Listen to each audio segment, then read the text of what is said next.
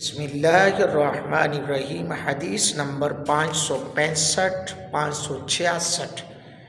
گائے کی زکوٰۃ، بھینس اور گائے دونوں ایک ہی جنس میں شمار ہوتی ہیں، تو اس حوالے سے یہ میرے گجر برادری کے لیے خاص کر یہ تحفہ ہے، اس کو اپنی قلوب و ذہن میں جما لیں، ان حدیث پہ کوشش کریں عمل کرنے کی۔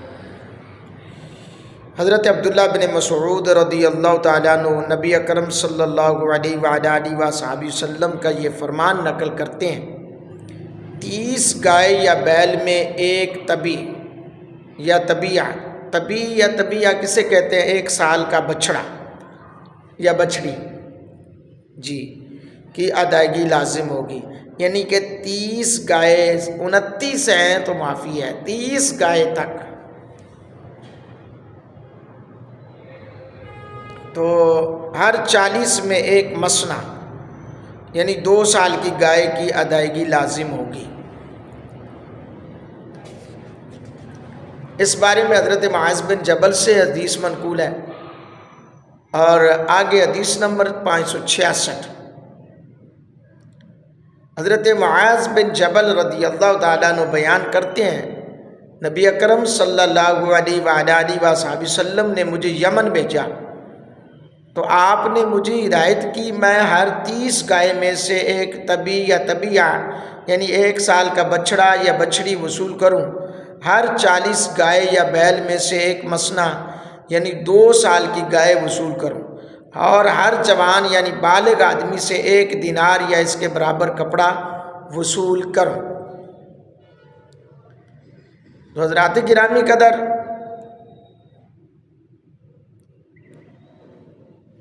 عمر بن مروہ بیان کرتے ہیں کہ میں نے ابو عبیدہ نامی راوی سے دریافت کیا کہ آپ کو حضرت عبداللہ کے حوالے سے کوئی حدیث یاد ہے؟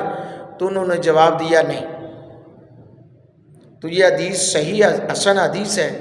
ائمہ فقہا کا اس مسئلے پر اجماع ہے کہ 30 سے کم گائیوں پر زکوٰۃ نہیں ہے، اور جب تعداد 30 تک پہنچ جائے تو ان میں ایک طبیعہ یعنی گائے کا 1 سال کا بچہ یا بچی، جب تعداد 40 تک پہنچ جائے تو ان میں ایک مسنا یعنی گائے کا 2 سالہ بچہ۔ بعد ازاں ائمہ ثلاثہ اور صاحبین کے موقف کے مطابق 60 تک کوئی چیز واجب نہیں، یعنی 60 سے نیچے جب گائیوں کی تعداد 60 تک پہنچ جائے تو ان میں 2 طبیعہ واجب ہیں۔ اس کے بعد اصول یہ ہوگا ہر 30 پر ایک طبیعہ، جبکہ ہر 40 میں ایک مسنا واجب ہوگا۔ مثال کے طور پر تعداد 70 ہونے پر ایک طبیعہ اور ایک مسنا واجب ہے، جب تعداد 80 تک پہنچ جائے تو 2 مسنا واجب ہوں گے، جب تعداد 90 ہو جائے تو 3 طبیعہ، اور 110 ہونے پر 2 طبیعہ اور ایک مسنا واجب ہوگا۔ یاد رہے گائے اور بھینس دونوں کے احکام اور مسائل یکساں ہیں۔ اللہ تعالیٰ ہم سب کو نبی اور رحمت صلی اللہ علیہ وآلہ وسلم کی شریعت مطہرہ پہ عمل کی توفیق عطا فرمائے۔ یقیناً آپ کو ان مسائل سے بڑا کچھ سیکھنے کو مل رہا ہے، تو چینل کو ضرور سبسکرائب کریں، بیل آئیکن پریس کریں، اپنے لیے بہتری، آخرت کو بہتری کریں۔ دین کی اشاعت کا یہ بہت بڑا اس ٹائم ذریعہ ہے، تو آئیے میرے ساتھ جڑ کر یہ اس دین کی اشاعت کریں۔ اللہ پاک ہم سب کو دین کی بڑھ چڑھ کر ترویج کرنے کی توفیق عطا فرمائے، آمین۔